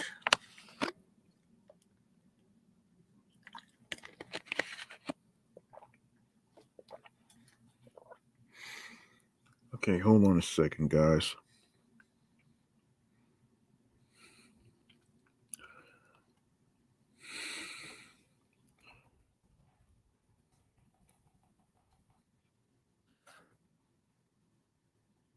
Okay. Hold on a minute. Um all right. Okay, where was I? Make it difficult. Um yeah. Expect to see selections from the established stars, the next wave of new talent, the up and comers, and everyone else in between. If your song is far enough to beat the competition, it'll take one of the weekly spots. You can trust us on this one. Follow our lead, and you'll never get laughed off the UX chord again. Your friends will finally trust you with playlists. It'll be wonderful. In addition to that, you can check back every week for the latest and greatest tracks. You always have somewhere to turn to each week. Being sure to find some songs you dig. So, cutting onions. Whoa. Yo, wait a minute here. Hold up, man. Hold up. I gotta turn this up.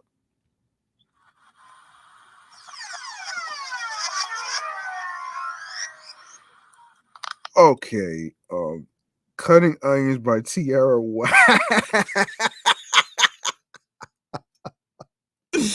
Oh my gosh.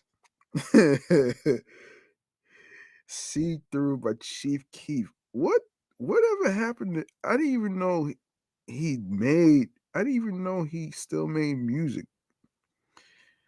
Um Roddy Rich featuring Jamie Foxx, No Way. Hot Water Tank, Baldy Jones.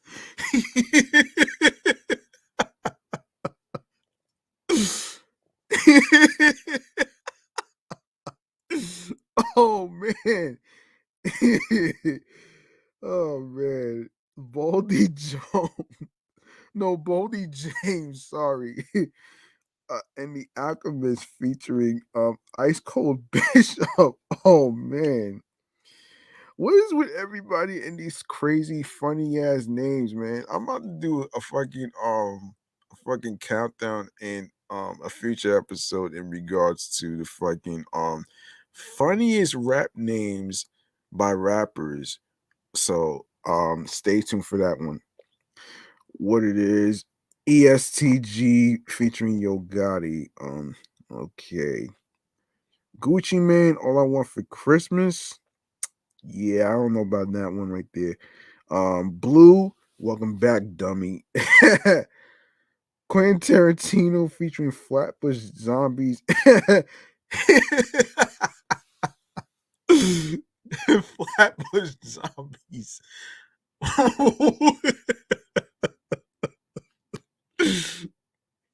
Oh man. Oh shit. Oh man. Flatbush Zombies and RZA. Oh my gosh, man. That has to be the funniest name I ever heard in my life. I'm sorry for laughing, folks, but this is fucking hilarious. Whenever I see random people who have funny nicknames by rappers, okay? So I'm gonna just leave that for a future episode. Anyway, wait, 6 Lack or is it Black? I'm not sure how you pronounce it, but Rent Free, um Saint JHN, the best part of life. Not sure exactly what that's about. Talk Nice, Capella Gray, um Melly, Hey Stranger, um Rose Gold Stripper Pole remix, Ken the Man featuring 2 Chainz. Um yeah. Um I'm not even gonna really you well see the best hip hop projects of 2021. What's your favorite hip hop album? So Tyler the Creator, Call Me If You Get Lost. Whoo! Oh boy. Um, tweeted, Call Me If You Get Lost into existence over a decade ago on December 17, 2010. 5 months before his debut album Goblin was released, Tyler ambitiously posted, I want a Gangsta Grills tape so fucking bad, goddamn, in reference to DJ Drama's seminal mixtape series. Instead of the mixtape, an entire Mr. Thanksgiving hosted album was released in late June on the heels of his Best Rap Album Grammy Award winning Igor album last year.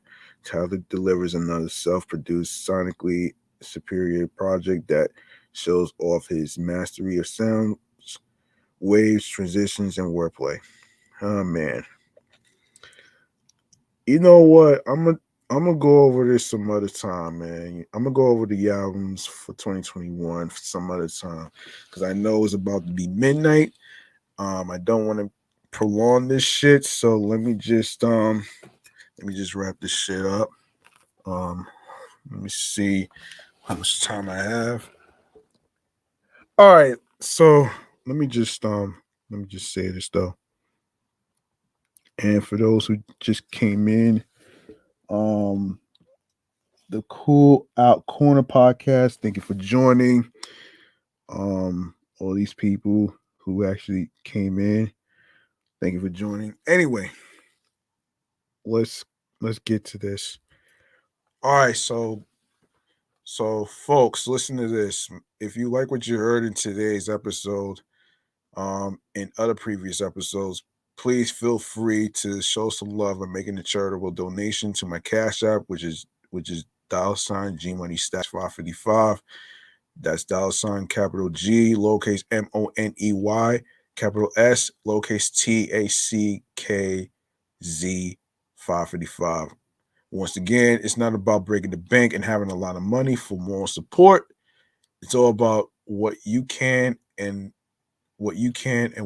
are comfortable um amount that you can afford. All right. You you don't need to have a lot of money to actually support a person that's doing podcast shows and stuff. All right. It's not about that. Whatever amount you choose to donate will be appreciated. Um, and by all means, let's move on to the social media handles. Um, you can follow the show Off the Meat Rat Chains New York podcast on Facebook and Instagram, alongside with my other shows, Excellent Fun Vibrant Podcast, the Sports Edition show, um, my review show, Meticulous Vibe Juice Podcast.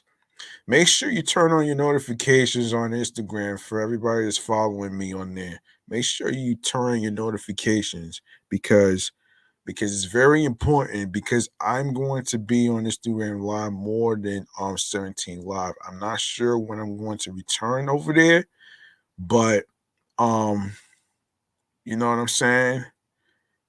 So we'll see what happens there. And also you can follow me on 17 Live, which is G Money Stacks, Queens, New York on there as well. Now, um now I'm gonna go to a little segment that I created. Um I'm gonna go to a little segment that I created, and this is called what is it? Hang on a minute.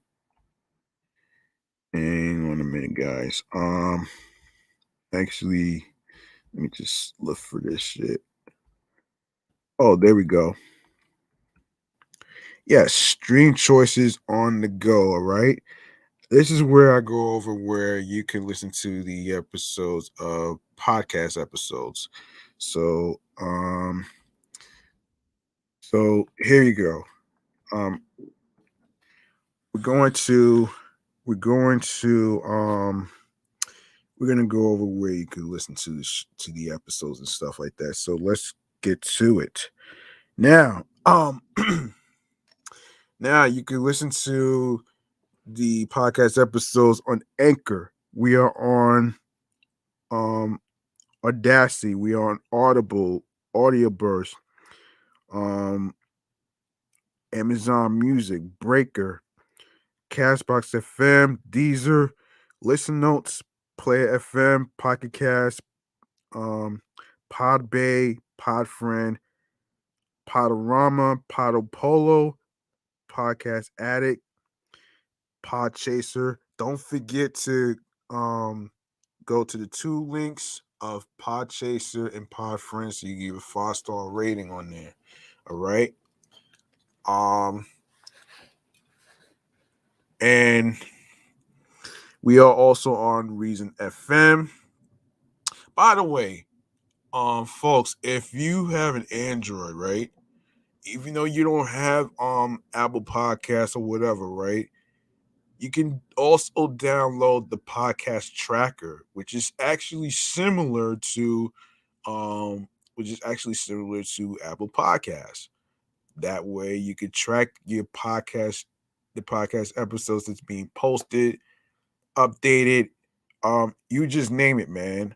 You know what I'm saying? So let's keep going, man. And hold on a minute. Who just came in? Hold on a second, guys. Hold on a second. Let me see who just came in before I even wrap up. Hold on. Where's my browser? Sorry. Um, I'm sorry, guys. Can't seem to find my browser on this thing. Hold on. Oh, there it is. Here we go. Okay. So let me just find out who just came in. Oh, Noragami. What's going on, Noragami? I haven't seen you in a long time. I know you've been killing the performances and stuff like that. We gotta catch up on episode 100. Um, I hope you're down to do the 100 episodes. So hopefully, I'll have to send you the topics that's gonna be included. So I'll probably either email you or text it to you. So I got you. Um, so there you go. Yeah, so we are on Reason FM. We are on Spotify, Stitcher, TuneIn Radio. And don't forget to listen to Off the Meat Rat Chainz New York podcast on Google Podcasts. Radio Public. We are on iHeartRadio, the number one app for music, radio, and podcasts. And last but not least, the YouTube. Go ahead and grab the subscribe button alongside with enabling alerts with the notification bell so you can be reminded of when the show goes on the air via live stream. Stay tuned for more video content, upcoming episodes, previous episodes that was recorded, that will be uploaded and posted to the um G Money Stacks 555 YouTube channel page, where you can see all the list of all the previous episodes of Off the Meat Rat Chainz New York podcast on there. When you go to my channel page, you're gonna see the word home and videos on there. And of course, you could click on any videos of any episode that you can actually watch. And speaking of episodes, man, make sure you download your favorite episodes. Share the episodes, share the videos, and basically make sure you tell a friend to another friend, spread the word to your friends, your boyfriends, your wives, your girlfriends, your husbands, whoever, you know what I'm saying? Um, and um make sure you are able to follow the podcast, especially share the podcast along with audio streaming platforms with the link that says Linktree slash G Money Stacks. You click on there, you can see audio streaming platforms, including YouTube, where you can get an idea on where you could actually listen to it. Because I know most people are familiar with Spotify, iHeartRadio, Audible, and all the other apps and stuff. So there you have it. Um, so so and another reminder, um, make sure you turn on your notifications. And another reminder, we Off the Meat Rat Chainz New York podcast is on Wednesdays and Thursdays at 6. Um, Even though I'm recording this today, I didn't get a chance to record 98 this past Saturday because I was exhausted. So I'm recording this today to post for Wednesday. Um, anyway, so um, and we are also on Saturdays at 10 p.m. And listen, episode 100 is going to be the last episode of 2021. Um, Off the Meat Rat Chainz will be back in January. All right. It'll be back in January around maybe the week of my birthday or the second week. Um, I'll get back to you on that. And of course, another reminder is my sports podcast, which is Excellent Fun Vibrant Podcast. It's on Sundays at 6 p.m. Meticulous Vibe Juice Podcast, the review show, which is Mondays, Tuesdays, and Thursdays. Okay, so Mondays and Tuesdays at 6 p.m. and Thursdays at 9 p.m. All right. All right. So that way, when I tell you to enable alerts, like notification bell, so you could be reminded of when the show goes on the air via live stream, because I'm going to be on Instagram Live more than 17 Live. So there you have it. Um, so there you go, right there. So, like I always say at the end of the show, make sure you reach out to your loved ones, like your husbands, your wives, your boyfriends, your girlfriends, your friends. Those individuals might be fine on the outside, but on the inside they are not. Of course, mental health matters, and of course, you want to do the best you can to be there for those individuals that you care about and stuff. So I really take initiative into doing the segment of mental health check-in, because it's not just about myself, it's about your well-being. You know what I'm saying?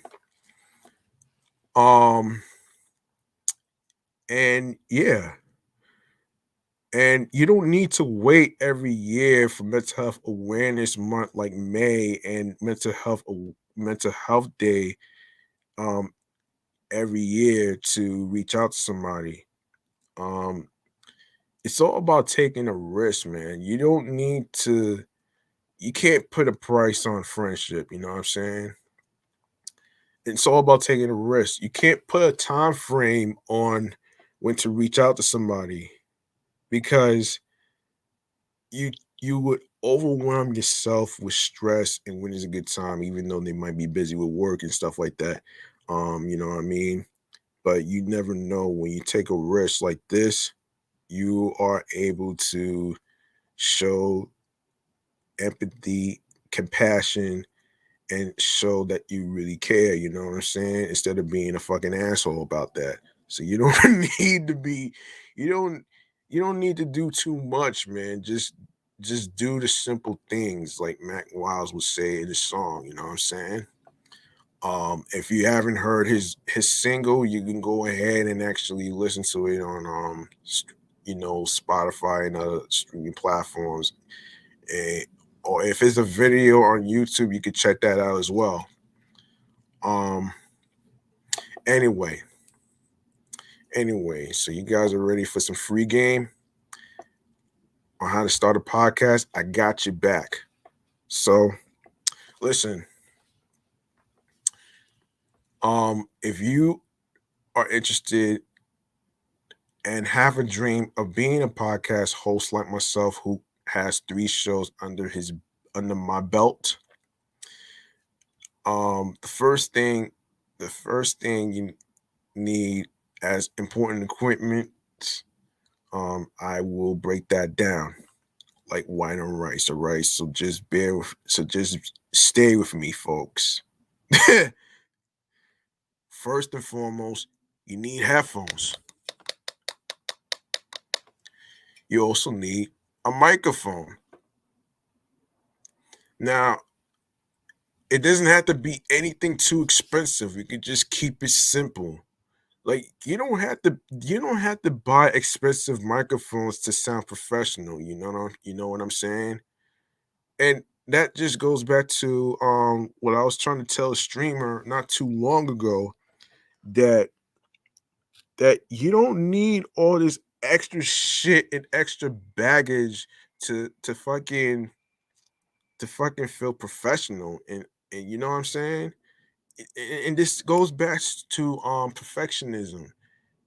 You don't need perfectionism. You just need to be yourself and what you're capable of doing with your own podcast and shit, man. And you don't need to worry about other YouTubers and other podcasters and stuff like that, man. It's all about it's all about being in your own lane, man. That's all it is. I'm trying to stay in my own lane. I'm not trying to be I'm not trying to be like, you know, competing against other podcasters and stuff like that. That's not the reason why I started this podcast anyway. You know what I'm saying? And I hope you guys are able to understand that I'm not in the fancy typical um guy who is into being famous. I'm not into that, and I'm not into trailers because the thing with doing a trailer is more like it's very difficult to actually figure out what you're gonna say. You know what I'm saying? And that's why I didn't want to do trailers, because number one, I like to keep shit simple. And you know what I'm saying? And that's what you have to do. And as a new rookie of being a podcaster, for the people that's interested, um it's all about having confidence, man. You got to have confidence in your voice. You also have to make sure you have your equipment set up, especially the sound quality. Most important thing.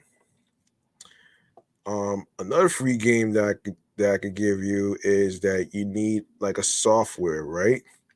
Okay, I got you with the software part. Now, this software that I'm using is called StreamYard, and basically it's a software that I use to connect my YouTube channel, G Money Stacks 555, Meticulous Vibe Juice Podcast, and Excellent Fun Vibrant Podcast on there, so I could do my live streams on there. Um, and basically, you get to set your own schedule and the day that you are able to do it. You know what I mean? And for the most part, what I like about StreamYard is that you get to send um invite links to people who you have contact with, as far as emails, phone numbers, even Instagram or whatever social media handle you got. Um, also, you get to create banners.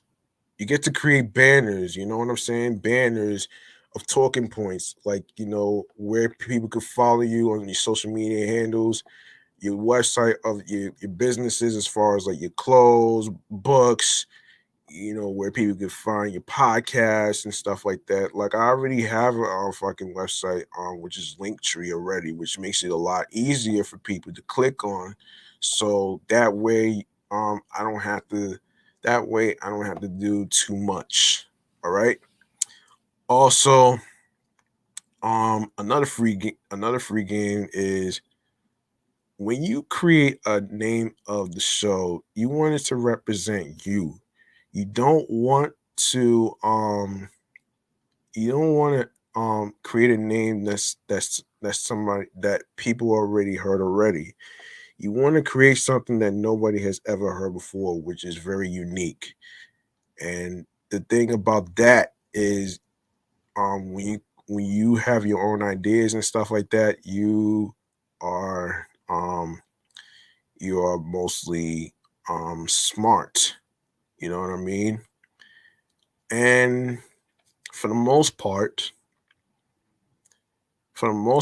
when you put out your first episode of your podcast, it's very important that you copy your RSS feed to stream platforms that you're trying to do. Like, if you're trying to plug in TuneIn Radio, iHeartRadio, there's Audible, there's Amazon Music, there's Podchaser, and other audio stream platform um handles and stuff like that. Um that way you'll be able to get an idea on on the stream platforms. And most stream platforms, in my experience, actually takes um it takes it's 5 business days, if I'm not mistaken. It's 5 business days right there. Um, and yeah, and also you can create your own brand, actually, with your shows and stuff like that, your logo or whatever. You even see the name of the show right here as an example right there, and the and the banner that you see scrolling across your screen. Of course, you're gonna see that as well. So I want to actually, and I'm doing this to inspire people, man. You know what I'm saying? And I know somebody's gonna be asking me why I'm doing all this, because I had helped out 2 people, because they were wondering how I got all this they were wondering uh, how to actually, you know get their show, how to start their podcast shows and stuff like that, and what type of equipment that they need, and as far as, like, the software that I'm using. And I was actually glad to do that, because I feel like a mentor to people. And this goes back to what Scorpio P from the Breakroom Sports Podcast was talking about. It's all about inspiring people. It's not about the fucking hate, man. it's about inspiring people, empowering people, being able to do something that you love to do. Podcasting is therapy for me. And that's the reason why I started this shit, because I believe that laughter is the best medicine. Even when there's serious shit going on, even when there's serious shit going on, I don't mind covering serious shit, but that doesn't mean I want to talk about the same stuff like other people as far as the racism and all the other stuff, because it's very fucking hard to relate. You know what I'm saying? And you know what I mean? And I can't really attest to all this because I haven't really experienced too much of this shit. So I'm actually fortunate to actually turn the page on that one. So there you have it. Um Now as far as um don't worry about other people who try to hate on your podcast dreams and stuff like that. The only way you could be the only way to be successful. Listen, my definition of success has nothing to do with taking suggestions from other people. My idea of success has to do with, you know, consistency. It has to do with, being able to not only do what you love, but not worry about being perfect. Because, you know, as human beings, we all go through things. And I feel that I need to actually explain this because number one, you don't want to be caught up in the hype of taking other people's advice if they don't have the if they don't have the same vision as you. Because that would be fucking stupid, right? Exactly my point. um Anyway, man, so I'm actually glad to give out free game to people on how to start a podcast and the software that I'm using and stuff like that. Let show the people how great you are. And like the saying goes, don't talk about it, be about it. You know what I'm saying? So there you go. That's your free game on how to start a podcast, all right? Now, I like to say thank you to the people that listen, especially overseas, especially in the USA, especially New York and in the five spots of the five boroughs of Brooklyn, Bronx, Manhattan, Staten Island, and Queens. I appreciate you for tuning into the show, and I'm gonna be clocking out, and I'm gonna be off this shit. So thank you so much for tuning in and rocking with me. And whatever topic that I didn't get to cover, no worries. It'll be covered in the future episodes. So I'm not really too shabby about that right there. So listen, um, it's pretty interesting. This was a great show. I actually enjoy making content episodes for you guys. And of course, I'm pretty sure everybody is, anxious about Christmas. I'm pretty sure everybody's anxious about Christmas and stuff. Um and I'm actually it's interesting, you know what I'm saying? I hope everybody did their Christmas shopping already. Hopefully um I'll be able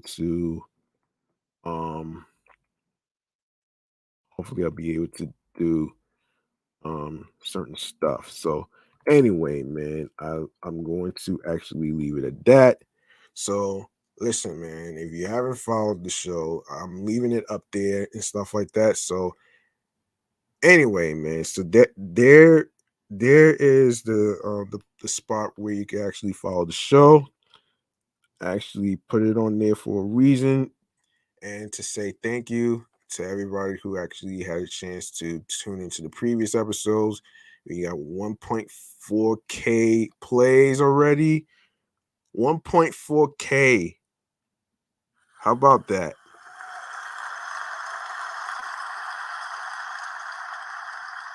And for those of you who may not know what K stands for, it stands for thousands. Okay, that's what K stands for. So anyway, man, that's gonna do it for me, man. I'm off this shit. I'm out of here. Clocking out. G Money's clocking out. Peace and one love, and have a good night. And I hope you have a safe Christmas. Make sure you have you you your hand sanitizer. Wash your hands with water and soap. Make sure you have your water and Gatorade with electrolytes for energy and strength. So so yeah. So yeah. I'm off this shit. I'm clocking out. Peace and one love. Have a good night.